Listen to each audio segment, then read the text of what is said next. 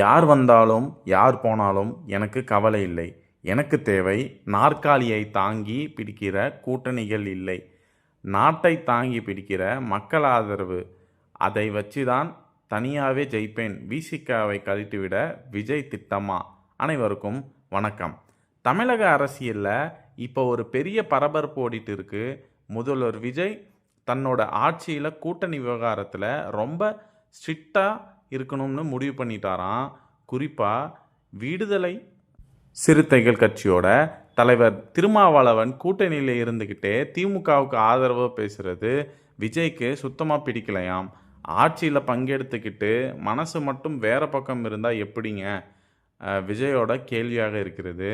இது ஒரு தூய்மையான ஆட்சியை தரணும்னு நினைக்கிற விஜய்க்கு இந்த மாதிரி இரட்டை வேடம் போடுறது சுத்தமாக ஒத்து வரலை. 15 வருஷமாக திமுக கூடவே பயணித்த திருமாவளவன் இப்போ கூட்டணி மாறினாலும் அந்த பழைய பாசத்தை விடலைன்னு விஜய் தரப்பு ரொம்பவே அப்செட்டாக இருக்கிறது. அது மட்டும் இல்லாமல் நமக்கு விசுவாசமாக இல்லாதவர்களை ஏன் நம்ம சுமக்கணும், அவங்களை கழட்டி விட்டலாம்னு விஜய் ரொம்ப தெளிவாக சொல்லிட்டாராம்.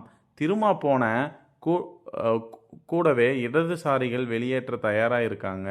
ஆனால் யார் போனாலும் ஆட்சி என்னால் காப்பாற்றிக்க முடியும், எனக்கு தேவை மக்களின் ஆதரவு மட்டும்தான்னு விஜய் ரொம்ப தைரியமாக இருக்கிறார். அரசியல் விமர்சனங்கள் என்ன சொல்கிறாங்கன்னா, திருமாவளவனோட இந்த அணுகுமுறை அவரோட எதிர்காலத்துக்கே ஆபத்தாக முடியலாம்.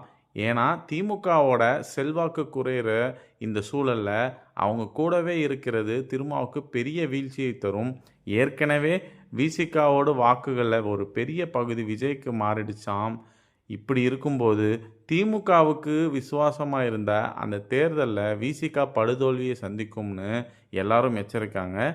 விஜயோட இந்த முடிவு ஒரு பக்கம் அதிரடியாக பார்த்தாலும் இன்னொரு பக்கம் இது அவரோட கொள்கை உறுதியை காட்டுகிறது. பதவியை வாங்கிட்டு எதிரிக்கு விசுவாசமாக இருக்கிறதுக்கு நம்ம ஆட்சியில் இடம் இல்லை. விஜய் ரொம்ப தெளிவாக சொல்லிட்டாரு. இது கட்சியில் இருக்கிற மற்றவங்களுக்கு ஒரு எச்சரிக்கையாகவே அமைஞ்சிருக்கு. மொத்தத்தில் விஜய் ஒரு புதுவிதமான அரசியலை முன்னெடுக்கிறாரு. கூட்டணி தர்மத்தை விட மக்களின் நம்பிக்கை தான் முக்கியமானது. அவர் களத்தில் இறங்கிட்டாரு.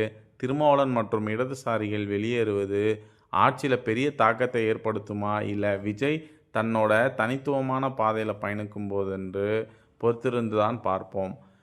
கூட்டணி இல்லாமலேயே ஜெயித்த விஜய் இப்போ ஆட்சியை எப்படி வழிநடத்த போகிறார் தான் தமிழ்நாட்டோட இப்போதைய பெரிய எதிர்பார்ப்பாக கருதப்படுகிறது. மேலும் இந்த செய்திக்கான கமெண்டை எங்கள் கமெண்ட் செக்ஷனில் பதிவிடவும். மேலும் இது போன்ற காணொலியை காண யூடியூப் சேனலை சப்ஸ்கிரைப் செய்யவும். நன்றி, வணக்கம்.